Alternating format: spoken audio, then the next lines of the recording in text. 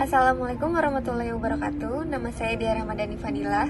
Saya dari Prodi Akuntansi. Kali ini saya akan mempresentasikan tentang bisnis model kanvas untuk mata kuliah kewirausahaan. Bisnis model kanvas yang akan saya bahas yaitu untuk penjualan coffee shop. Coffee shop saya diberi nama Kui Coffee. Nah, yang pertama akan saya bahas yaitu Key Partners. Key partners adalah pihak-pihak eksternal yang digunakan untuk menjalankan key activities. Tujuannya adalah untuk mengoptimalkan operasi dan resiko bisnis. Contohnya adalah supplier. Nah, dalam hal ini, key partners yang akan digunakan yaitu pemasok biji kopi. Kemudian, aplikasi mitra merchant seperti GoFood, GrabFood, dan OVO. Kemudian, tenaga kerja ahli seperti bartender profesional. Karena untuk menjalankan bisnis ini tentunya kita membutuhkan tenaga kerja ahli yang profesional di bidangnya. Kemudian key activities. Key activities adalah semua aktivitas yang berhubungan dengan produktivitas bisnis dan sebuah produk. Nah, dalam hal ini key activities kami yaitu adalah membuat produk kopi dengan berbagai macam rasa dan varian. Kemudian adalah pengemasan produk yang sesuai dengan standar.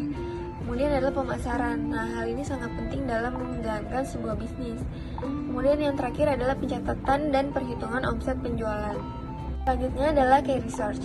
Key resource adalah sekat dalam bisnis model kanvas yang digunakan sebagai sumber daya yang nantinya akan membantu dalam mewujudkan value proposition sebuah perusahaan. Key resource yang pertama adalah web.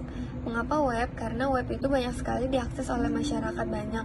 Tentunya dapat memudahkan para pembisnis dalam melakukan proses pemasaran dan edukasi produk. Selanjutnya adalah pegawai atau sumber daya manusia. Pegawai juga sangat penting, tanpa adanya pegawai, bisnis tidak akan bisa berjalan. Kemudian bangunan, toko atau outlet. Nah, hal ini menjadi sarana dan prasarana utama dalam memasarkan dan menjual produk. Kemudian barang dagangan atau produk, bahan baku, listrik, dan branding. Selanjutnya adalah value proposition. Value proposition adalah alasan mengapa pelanggan lebih memilih kita dibanding dengan perusahaan lain. Value proposition ini juga dirancang untuk memenuhi kebutuhan pelanggan. Value proposition dari Kui Coffee ini yang pertama adalah cita rasa kopi yang enak dan sesuai dengan selera konsumen. Tentunya menggunakan bahan dengan kualitas yang terbaik dan sudah dilakukan tes rasa sebelumnya. Kemudian kemasan. Kemasan yang kita gunakan adalah dibuat dengan semenarik mungkin agar para pelanggan tertarik untuk membeli produk kami. Kemudian kita juga menyediakan pemesanan melalui online melalui aplikasi mitra merchant GrabFood dan GoFood, sehingga para pelanggan yang tidak bisa mengunjungi outlet langsung dapat memesan secara online. Jadi tidak perlu repot-repot harus datang ke outlet. Kemudian untuk outletnya sendiri kita juga memberikan kesan dekorasi yang menarik dan eye-catching, sehingga untuk pengunjung yang datang bisa berfoto dan juga menghibur diri dengan datang ke Kui Coffee ini. Yang terakhir adalah price. Harga yang kami gunakan adalah harga yang ekonomis dan menyesuaikan dengan berbagai kalangan. Berikutnya adalah customer relationship. Customer relationship adalah usaha yang dilakukan oleh perusahaan untuk mempertahankan pelanggan mereka.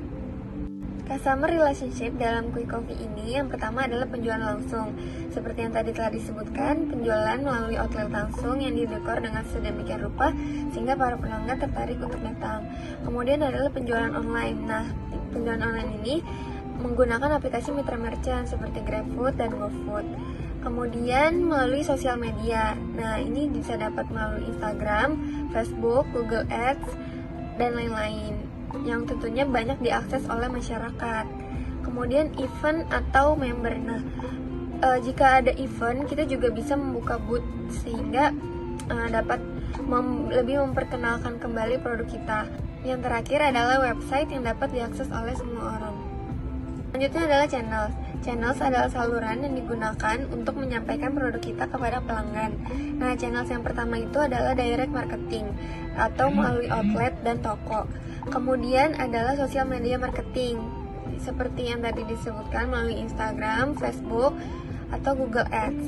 Kemudian pemesanan online melalui aplikasi mitra merchant seperti GrabFood dan GoFood.